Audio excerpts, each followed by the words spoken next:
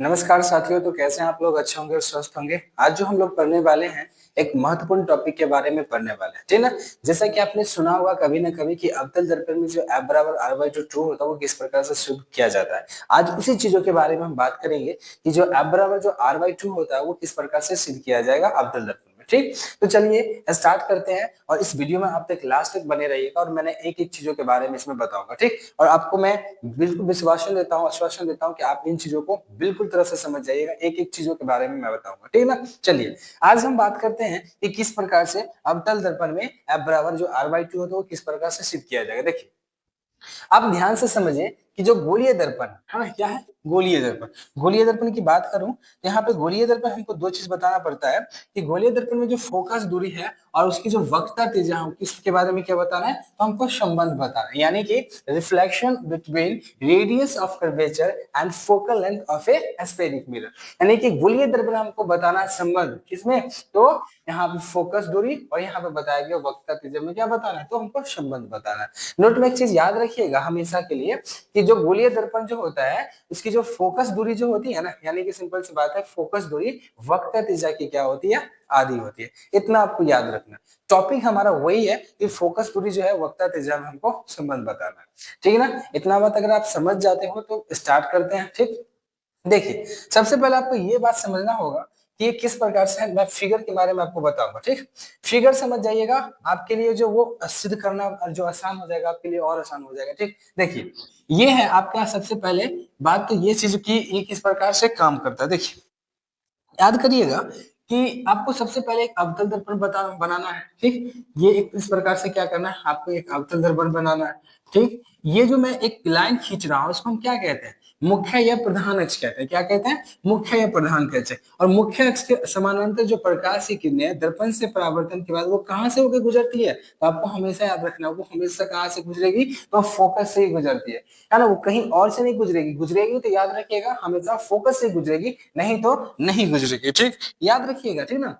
आगे जो है यहाँ पे केंद्र है, ठीक, जिसे हम क्या करते हैं सी से सूचित कर देते हैं और यहाँ से क्या करते हैं हम लोग क्या करते हैं एक अभिलंब को खींच लेते हैं। ठीक, और यहाँ पे जैसे ही अभिलंब खींचा जाता है यहाँ पे दो कोण बनता है। एक बनता है क्या बनता है, आपतन कोण जिसे हम आई से सूचित करते हैं, दूसरा क्या बनता है परावर्तन कोण जिसे हम आर से सूचित करते हैं। और यहाँ पे दर्पण के मध्य बिंदु को हम क्या कहते हैं, तो ध्रुव कहते हैं। क्या कहते हैं, दर्पण के मध्य बिंदु को क्या कहते हैं, ध्रुव कहते हैं। अब एक इसका नाम दे दीजिए ए और इसका नाम दे दीजिए क्या, बी दे दीजिए। ठीक, इतना आपको पता चल गया।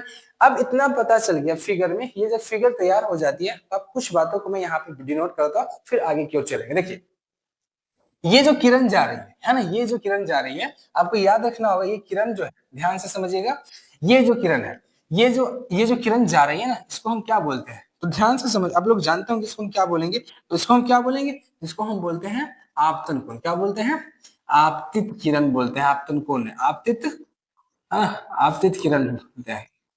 क्या बोलते हैं, आपतित किरण। ठीक, और ये जो जा रही है इसको बोलते हैं परावर्तित किरण। क्या बोलते हैं, परावर्तित किरण बोलते हैं। क्या बोलते हैं, तो परावर्तित किरण बोलते हैं। अब याद रखिएगा इसको हम क्या बोलते हैं, जो भी मैंने रेखा को खींचा है इस प्रकार से, इसको हम बोलते हैं क्या बोलते हैं, तो अभिलंब बोलते हैं। क्या बोलेंगे, अभी बोलते हैं, अभिलंब बोलते हैं। अब इसके बीच में जो कोण बना है ना, ये जो कोण बना है इसको क्या बोलते हैं, तो आपको मैं बता दूं इसको हम क्या बोलते हैं, इसको हम बोलते हैं आपतन कोण। क्या बोलते हैं, आपतन कोण बोलते हैं। ठीक, और ये जो बन रहा है इसको हम क्या बोलते हैं, तो इसको बोलते हैं परावर्तन कोण। क्या बोलते हैं, परावर्तन कोण। ठीक, इतना डिटेल में जाना नहीं, लेकिन हमको समझाना इसलिए आपको मुझको जाना पड़ रहा है। ठीक, तो इतना याद दीजिएगा। इस सारा चीज में देखिए वही चीज आ रहा है जो मैंने बताया था। क्या बताया था कि वहां पे मैंने बताया था परावर्तन के नियम में ये किस प्रकार से काम करता है, किस प्रकार से डिफिनेशन होता है, ये चीजों के बारे में बताया था वहां पे। ठीक, आज जो है इस पे हम विस्तार से चर्चा करेंगे कि किस प्रकार से जो F बराबर R बाई टू होता है वो सिद्ध किया जाता है। देखिए इतना आपको पता है। अब कुछ डिनोट कर लेते हैं, ठीक ना। इसमें देखिए आपको पता है कि ए बी सी यहाँ पे कौन बन रहा है, ठीक, और यहाँ पे देखिए C B F, C B F, यहाँ पे भी एक कौन बन रहा है, तो कौन तो यहाँ पे बन रहा है, तो कौन ए है ना, बी और जो सी है ये किसको हम क्या कहते हैं, तो जस्ट मैंने भी लिखा क्या, उसको हम बोलते हैं आपतन कोण। क्या बोलते हैं, यहाँ पे बोलते हैं आपतन कोण। ठीक, जिसे हम क्या करते हैं कोण आई से सूचित कर देते हैं। दूसरा जो होता है सी बी एफ, यहाँ पर भी एक कौन बन रहा है, ध्यान से समझिएगा, सी बी एफ जो है कौन सी बी एफ जो है जिसको हम बोलते हैं क्या बोलते हैं, तो परावर्तन कोण बोलते हैं। क्या बोलते हैं, परावर्तन कोण, जिसे हम क्या करते हैं, आर से सूचित करते हैं। क्या करते हैं, आर से सूचित करते हैं। ठीक ना, अब इतना आपको पता चल गया। ठीक, इसमें एक चीज होता है, यहां से यहां तक की दूरी को, P से लेके F की दूरी को हम क्या कहते हैं, ध्यान से समझिएगा। P से लेके F की दूरी को हम क्या कहते हैं, तो हम जानते होंगे, आपको मैं फोकस दूरी के बारे में बताया था कभी, कि जो फोकस दूरी जो है, फोकस दूरी जो है उसी को हम कहते हैं, P से लेके F तक की दूरी को हम फोकस दूरी कहते हैं, जिसे हम क्या करते हैं, स्मॉल f से सूचित करते हैं। ठीक, उसी प्रकार से ध्यान से समझिएगा, उसी प्रकार से यहाँ पे एक बात कहा जाता है, ठीक, कि यहां से एफ, पी से एफ की दूरी को हम फोकस दूरी कहते हैं, और पी से लेके सी की दूरी को क्या कहते हैं, तो इसी को हम बोलते हैं, क्या बोलते हैं, तो वक्रता त्रिज्या बोलते हैं। क्या बोलते हैं, वक्रता त्रिज्या बोलते हैं। कहां से कहां तक की दूरी को, तो ध्यान से समझिएगा, पी से लेके सी की दूरी को, पी से लेके सी को वक्रता त्रिज्या बोलते हैं, जिसे हम क्या करते हैं, आर से सूचित किया जाता है। ये कुछ बिंदुए थे जो मैंने आपको बताया, और इतना आपको पता चल गया होगा, तो हम आगे की ओर बढ़ते हैं। ठीक ना, इन चीजों के बारे में आप जानते हैं, ऑलरेडी मैंने परावर्तन के नियम में बता चुका हूँ। ठीक, आइए आगे की ओर देखा जाए किस प्रकार से इसको सिद्ध किया जाता है। देखिए, सबसे पहले अगर देखा जाए तो ये आपका फिगर रहा, ठीक है ना। इसमें आपको गौर करने वाली बात है कि जस्ट मैंने अभी बताया था आपको, जो कोण A B C, A B और सी जो है, वो किसको क्या कहा जाता है, तो ध्यान से समझिएगा, इसको हम बोलते हैं आपतन कोण। क्या बोलते हैं, इसको बोलते हैं हम लोग आपतन कोण, जिसे कोण आई से सूचित करते हैं। ठीक, दूसरा जो है कोण सी बी एफ, इसको हम क्या बोलते हैं, तो याद रखिएगा, कोण सी बी और यहाँ पे जो एफ है, इसको बोलते हैं हम लोग परावर्तन कोण। क्या बोलते हैं, परावर्तन कोण बोलते हैं, जिसे हम क्या करते हैं, कोण आर से सूचित करते हैं। इतना पता था, याद है, एक एक चीजों के बारे में फिर से डिनोट कर रहा हूँ, है ना। दूसरा बात है कि इसके बीच में जो कोण बन रहा है उसको आपतन कोण कह रहे हैं, और इसके बीच में जो कोण बोल रहा है उसको परावर्तन कोण कह रहे हैं। ठीक ना, इतना आपको पता चल गया है। लेकिन यहां से यहां तक की दूरी को ध्यान से समझिएगा, P से लेके F की दूरी को क्या बोलते हैं, तो फोकस दूरी बोलते हैं। क्या बोलते हैं, फोकस दूरी। ध्यान से समझिएगा, फोकस दूरी। अब फोकस दूरी को क्या करते हैं, P से लेके F की दूरी को फोकस, जिसे हम क्या करते हैं, स्मॉल f से सूचित करते हैं। और दूसरा जो है P से लेके C तक की दूरी को क्या कहते हैं, इसी को हम बोलते हैं वक्रता त्रिज्या बोलते हैं। क्या बोलते हैं, वक्रता त्रिज्या, यानी कि P से लेके C तक की दूरी को, जिसे हम क्या कहते हैं, कैपिटल R से सूचित करते हैं। इतना तक तो मैंने बता दिया था। अब हमको क्या करना है, प्रूफ करना है। क्या करना है, क्या करना है, प्रूफ करना है कि F बराबर जो R/2 होता है वो किस प्रकार से सिद्ध होता है। ठीक, आइए अब बात करते हैं। देखिए, सबसे पहले ये जो कोण ABC है ना और CBF है, वो बराबर है, बिल्कुल बराबर है, क्योंकि आप जानते होंगे आपतन कोण जो होता है वो किसके बराबर होता है, परावर्तन कोण के बराबर होता है। ठीक है ना, तो सबसे पहले हम लिखेंगे, क्या लिखेंगे, तो कोण ABC ए बराबर जो होगा वो क्या होगा, किसके बराबर होगा, ABC जो बराबर होगा वो किसके बराबर, CB, कोण CBF के बराबर। किस नियम से, तो याद रखिएगा, उसी को हम बोलते हैं, याद रखिएगा किस नियम से, तो परावर्तन के नियम से, परावर्तन के नियम से। किस नियम से, परावर्तन के नियम से। ठीक, दूसरा जो है आपका आ जाएगा, ध्यान से समझिएगा, एक बात ध्यान से समझिए, दो समांतर रेखा है, ठीक, और दो समांतर को एक तिर्यक रेखा काट रहा है, तो ये वाला कोण और ये वाला कोण क्या होगा, आपस में बराबर होगा। इसी को हम क्या बोलते हैं, तो इसी को हम बोलते हैं, क्या बोलते हैं, तो एकांतर कोण बोलते हैं। मैथ में आप पढ़ा होगा, 9th में पढ़े होंगे, इसी को हम क्या बोलते हैं, एकांतर कोण। तो लिख सकते हैं क्या, तो कोण, हम इसको लिख सकते हैं, क्या लिखेंगे, ध्यान से समझिएगा, इसको लिखेंगे कोण ए बी सी जो है वो किसके बराबर होगा, कोण बी सी एफ के बराबर होगा। कोण बी सी जो है एफ के बराबर, जिसे अभी मैंने बताया, इसको क्या कहते हैं, इसको बोलते हैं हम लोग एकांतर कोण कहते हैं। क्या कहते हैं, एकांतर कोण कहते हैं। इतना आपको पता चल गया। अब जब इतना आपको पता चल गया है, अब इसको समीकरण फर्स्ट मान लीजिए, और इसको समीकरण क्या मानना है आपको, सेकेंड मानना है। ठीक, इतना मान लीजिए। अब समीकरण फर्स्ट और सेकेंड से हम चलेंगे। ठीक, ऐसे जानेंगे कि जो समीकरण फर्स्ट है, समीकरण फर्स्ट और सेकेंड से दूसरा से चलते हैं।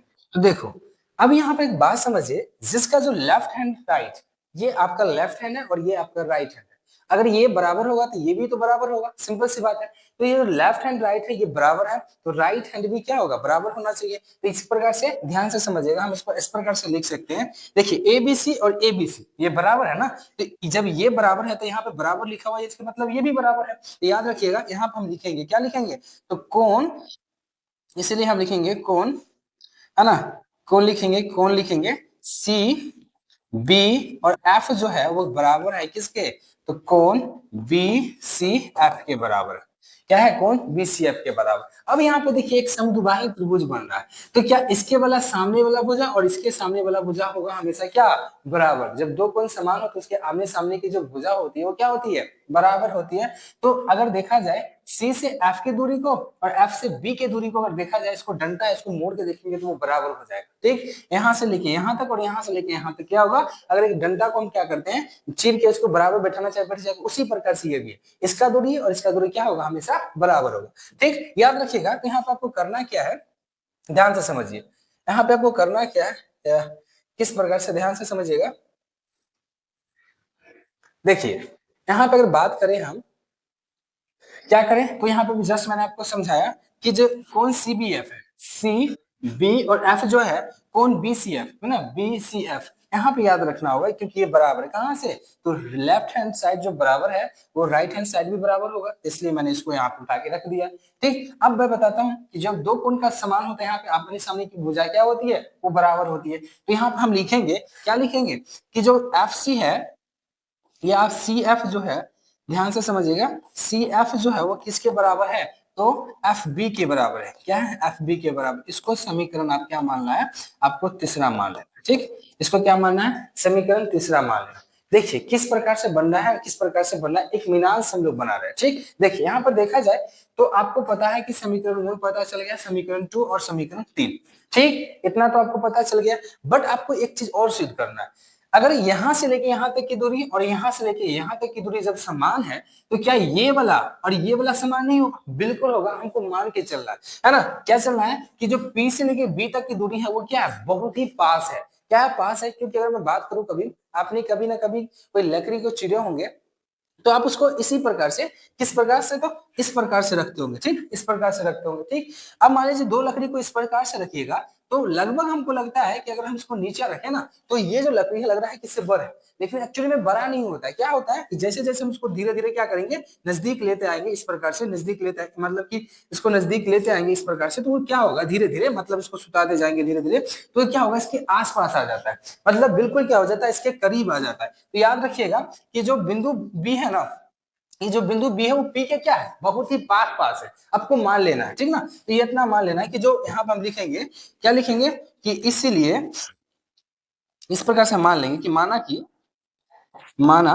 कि बिंदु बी, क्या, बिंदु बी जो है बिंदु पी से, बिंदु पी से बहुत पास है, बिंदु पी के, बिंदु पी के, ध्यान से समझिएगा, पी के बहुत पास है। क्या है, बहुत पास। तो यहाँ पर भी त्रिभुज बन रहा है, तो इसके आमने सामने की भुजा क्या होगी, बराबर होगी, बिल्कुल बराबर होगी। तो यहाँ पे हम लिखेंगे, क्या लिखेंगे, तो याद रखिएगा यहाँ पे हम लोग लिखेंगे क्या, तो लिखेंगे P से F की दूरी, कहाँ से, ध्यान से समझिएगा, P से लेके F की दूरी। ठीक, कहाँ से, तो यहाँ से लेके यहाँ तक की दूरी, और देखा जाए बराबर जो होगा कहाँ से, P से लेके, देखिए P से F की दूरी, और यहाँ पर देखा जाए तो इसका देखा जाए क्या, तो F से बी की दूरी, यानी कि यहाँ पर सिंपल सिंपल है कि एफ से बी की दूरी, ये क्या हो जाएगा, इसको हम समीकरण चौथा मान लेते हैं, पी एफ, और यहाँ पे क्या होगा, एफ बी, इसको हम समीकरण क्या मान लेते हैं, चौथा मान लेते हैं। और जैसे ही हमको ये पता चल गया, अब आपके लिए ये आसान बन गया। ठीक, आसान इसलिए बन जाएगा क्योंकि आप हमको उसको देखने की कोई जरूरत भी नहीं है, अब आराम से बना लीजिएगा, लेकिन थोड़ा समझाने की जरूरत है। देखिए अब हम क्या करते हैं, अब हम क्या करेंगे, ध्यान से समझिएगा, इस प्रकार से ध्यान से समझिएगा। देखिए यहाँ पे आपको बात गौर करना होगा कि यहाँ पे मैंने अभी जस्ट आपको बताया, क्या बताया, तो गौर कीजिएगा, P और बराबर जो है एफ बी, क्योंकि ये जो भुजा है, ये जो भुजा इसके बराबर है, तो मैंने यहाँ पे उसको बता दिया। ठीक, अब क्या करना है आपको, समीकरण, अब क्या करना है आपको, जो समीकरण तीसरा और चौथा से चलना है। और चौथा से।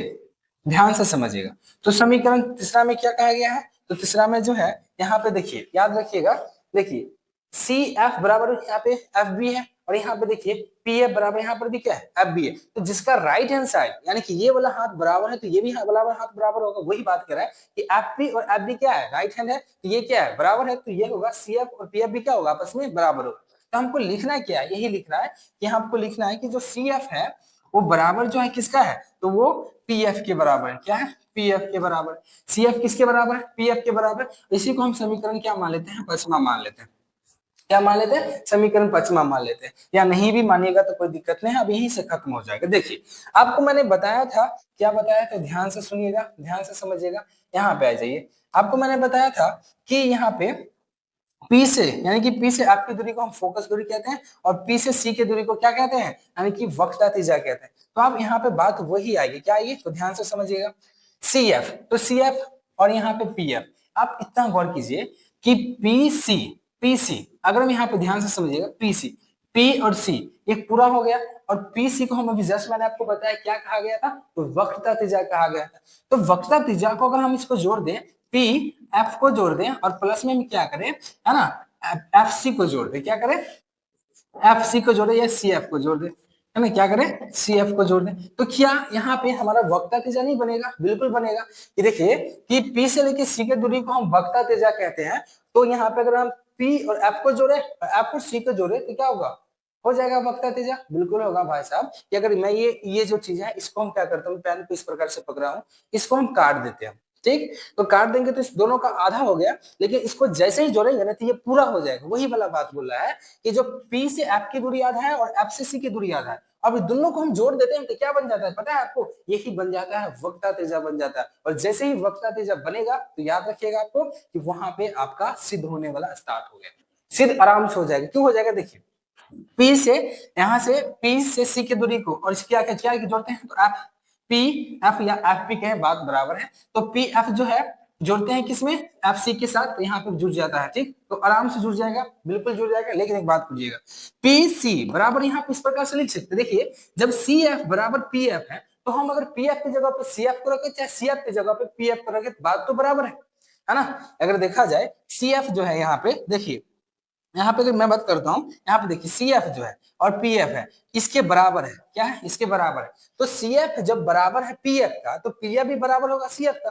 तो हम सी एफ की जगह पे पी एफ रख सकते हैं, बिल्कुल रख सकते हैं। यहाँ पे देखिए पी सी जो है वो पी एफ प्लस में सी एफ है, तो सी एफ के जगह पे क्या हम पी एफ को रख सकते हैं, तो बिल्कुल रख सकते हैं। तो इसलिए हम यहाँ पे लिखेंगे, क्या लिखेंगे, तो ध्यान से समझिएगा, यहाँ पे हम लिखेंगे क्या, तो पी एफ जो है, ध्यान से समझिएगा, यहाँ पे हमको लिखना है, क्या लिखना है, तो हमको लिखना है कि पी एफ प्लस में क्या हो जाएगा, पी एफ क्या हो जाएगा, पी एफ क्या हो जाएगा, क्योंकि सी एफ की जगह पे पी एफ रखे जाए, पी एफ की जगह पे सी एफ रखे, बात बराबर है। इसलिए PC equal to P F plus में पी एफ। ठीक, अब यहाँ पे जो है पीसी जो है आपको पता है वक्रता त्रिज्या होता है, तो PC equal to P F कितना है, पी एफ तो टू पी एफ, तो यहाँ पे लिखेंगे टू पी एफ लिखेंगे। ठीक, क्या लिखेंगे, टू पी एफ एफ लिखेंगे। और जैसे ही हम टू पी एफ लिखे, है ना, टू एफ पी एफ लिखे तो बन गया।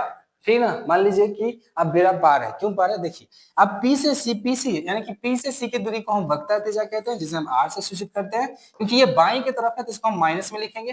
ठीक, और यहाँ पे देखा जाए ये भी माइनस में आएगा, क्योंकि ये भी क्या है, पी से एफ की दूरी को हम फोकस दूरी कहते हैं, ये भी बाईं तरफ है तो इसको भी माइनस में लिखेंगे। क्या, टू एफ, क्या लिखेंगे, टू एफ लिखेंगे। और जैसे ही ऐसे लिखेंगे तो इस माइनस से कट जाएगा। ठीक, इस माइनस से माइनस क्या होगा, कट जाएगा। और जैसे ही कटेगा तो आपको बच गया क्या, आर इज इक्वल टू क्या बचा, तो यहाँ पे बचा टू एफ बचा। और जैसे ही टू एफ बचा तो देखा जाए तो यही आपका आंसर है। क्या है आपका, यही आंसर है। चाहे देखा जाए तो आप इस प्रकार से भी लिख सकते हो, क्या लिख सकते हो कि एफ को इधर लाइए, है ना, क्या करना है आपको, क्या करना है, इधर लाना है।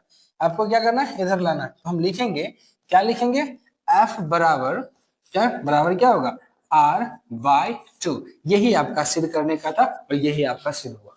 ठीक, देखा जाए तो मैंने कुछ भी छोड़ा नहीं है इसमें। अगर कुछ छूटा होगा तो आप लोग बताइएगा, कमेंट में जरूर कीजिएगा। ठीक, लेकिन देखा जाए तो मैंने सारा चीज बता दिया, एक एक चीजों के बारे में बता दिया। इसी प्रकार से अवतल दर्पण को हम सिद्ध करते हैं, क्या करते हैं, एफ बराबर, ये तो मैंने बताया। अब उसी प्रकार से मैंने इसको थोड़ा पीपीटी में ढाल दिया है। अगर आप ये लिखना चाहते हैं तो बिल्कुल लिखिए, ये मैंने फिगर बताया कि इस प्रकार से फिगर को समझाने के लिए आपको बनाया, ठीक ना। देखिए ये फिगर है उसी प्रकार से जिस प्रकार से अभी मैंने आपको बताया था। ये एक अवतल दर्पण है, ए बी और यहाँ पे सी है ना। आप जानते हैं कि ए क्या है, क्या है तो आप जानते होंगे बिल्कुल से ए से बी सी, ए हो गया आपका पता है ए बी, यहाँ पे आपतित किरण और यहाँ से जो जा रही है वो परावर्तित किरण, यहाँ पे जो सी गया यहाँ पे आपतन कोण बना, यहाँ पे है परावर्तन कोण बना। ये अभी इसको हम बोलते हैं क्या बोलते हैं, ध्रुव बोलते हैं, इसको फोकस बोलते हैं, इसको वक्ता केंद्र बोलते हैं। इतना हमको बोलने की कोई जरूरत नहीं, आप जानते हैं। देखिए अब क्या अगर इसको अगर लिखना चाहते हैं तो बिल्कुल लिखिए, समझाने के लिए खुद भी लिख सकते हो, अगर समझने के लिए तो आप खुद भी लिख सकते हो कि कौन से कौन कहाँ पे क्या नहीं। तो मैंने लिख दिया कि जो माना कि एम एम, इसको हम मान लिए हैं एम और एम डैश, एम और यहाँ पे क्या हो गया, देखिए अगर देखा जाए यहाँ पे देखा जाए क्या तो ध्यान से समझिएगा, ये जो एम है यानी कि एम डैश, ठीक। देखिए ये जो एम है और एम जो डैश है एक अवतल दर्पण है, हमने मान लिया कि ये क्या है अवतल दर्पण, वही तो सिद्ध करें एक अवतल दर्पण है। ए बी जो है एक आपतित किरण, क्या है आपतित किरण, यहाँ से लेके किरण को क्या बोलते हैं आपतित किरण है, जो अवतल दर्पण के प्रधान अक्ष यानी कि पीछे से समांतर तथा निकट परावर्तन के बाद मुख्य फोकस को क्या करता है, फोकस को क्या करते से होके गुजरती है और साथ ही सीबी को मिलाने वाली जो रेखा है उसको हम क्या कहते हैं विलंब, वो तो मैंने ऑलरेडी आपको बता दिया था, ठीक। अगर देखा जाए इन चीजों के बारे में समझिए, जो मैंने अभी बताया था कि अवतल दर्पण में F बराबर R/2 जो होता है वो किस प्रकार से सिद्ध किया जाता है, तो मैंने बिल्कुल वैसा ही चीज पे कर दिया था जो मैंने आपको बताया, ठीक। तो देखा जाए तो आप इन चीजों का स्क्रीनशॉट ले लीजिए या आप इन चीजों को लिख लीजिए, कोई दिक्कत नहीं है। पीपीटी मेरे सामने है बट मैं प्रोवाइड करवा दूंगा आप लोगों को, ठीक है। यहाँ पे देखिए आगे जो है इस प्रकार से थोड़ी इसकी अदर पार्ट है, यहाँ पे आप इस प्रकार से भी लिख सकते हैं F बराबर जो होता है वो R/2 लिख सकते हैं, या इस प्रकार से लिखिए F बराबर R/2, है ना, ये आपका प्रूव्ड हो गया, ठीक। आज के लिए इतना ही रहने दीजिए, मिलते हैं नेक्स्ट वीडियो में, तब तक क्या कीजिएगा चैनल को सब्सक्राइब कर दीजिएगा, वीडियो को लाइक कर दीजिएगा और शेयर भी कर दीजिएगा। तो मिलते हैं नेक्स्ट वीडियो में, धन्यवाद।